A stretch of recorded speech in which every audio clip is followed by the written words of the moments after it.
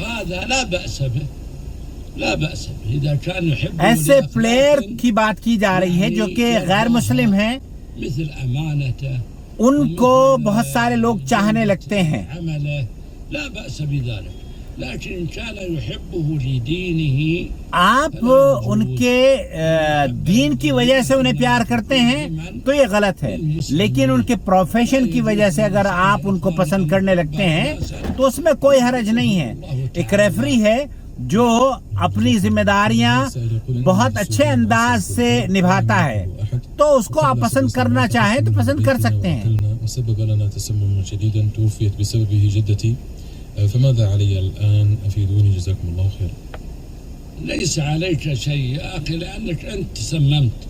بعض الناس الآن يروح يأخذ منها الموجود، وربما بہت سے کھانے ایسے ہوتے ہیں کہ آپ کھائیں اور ان سے زہر یا بیماریاں پھیل جاتی ہیں، تو یہ کہتے ہیں کہ میں نے بھی کھانا کھایا اور میری نانی یا دادی نے بھی کھانا کھایا اور پھر اس کے بعد مجھے بھی تکلیف ہوئی، اسے بھی تکلیف ہوئی، لیکن اس تکلیف سے میں تو صحت یاب ہو گیا لیکن میری دادی انتقال کر گئی، کیا میرے اوپر کوئی گناہ ہے؟ تو شیخ کہہ رہے ہیں کہ نہیں، گناہ نہیں ہے، تم نے کون سا ان کو مارا ہے۔ من هذا لابد من عرضه على من يعرفه أو إدخال في شيء ينظفه. وأما هل آپ نے جان بوجھ کر کسی کو نقصان نہیں پہنچایا ہے۔ أكلت منه فماتت، إن كنت أنت قلت لها كلي وأمرتها بذلك فلا بأس. اگر تم نے یہ کہا تھا کہ کھا لو تو تمہارا مقصد تو اس میں یہ بھی نہیں پتا تھا نا کہ اس کے اندر بیماری ہے، تم تو ان کے لیے خیر اور بھلائی چاہ رہے تھے۔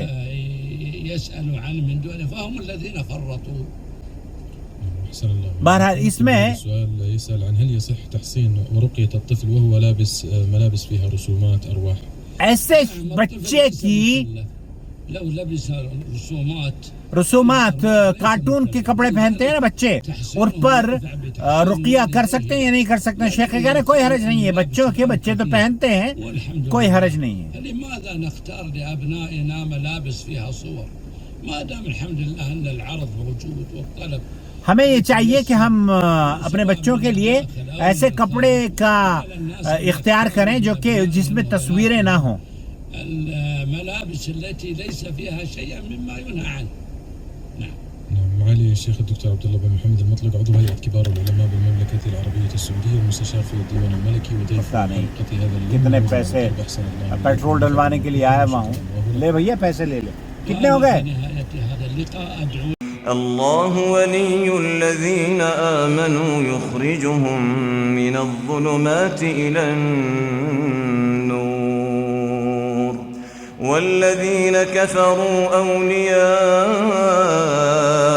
الطاغوت يخرجونهم من النور إلى الظلمات، أولئك أصحاب النار هم فيها خالدون.